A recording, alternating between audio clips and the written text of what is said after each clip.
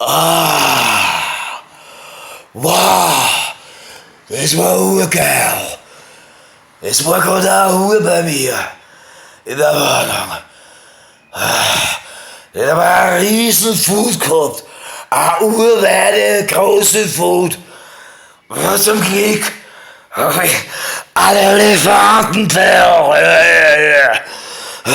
Und die Festbude und geschwistert und festgenagelt mit meinem Traum-Elefantenbär. Mit dem Gummi, weil sie wollten nicht ohne Gummibude. Ja, der Gummi ist sogar bloß. Also den zerbloßten Gummi, aber Wahnsinn, was? Aber da habe ich eingespressen, die Riesenfood, in ihrem Monsterfood. Boah, das war geil. Weißt du, das ist auf alle Viere, ich weiß nicht. Ich wohne im 4. Stock.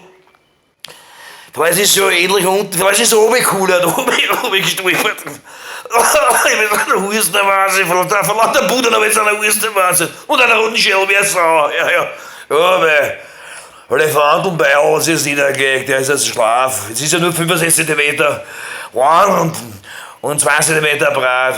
Wurscht. Danke fürs Zuhören, das war auf jeden Fall ein urgeiler Weg mit dieser wunderbaren Riesenboot. Super!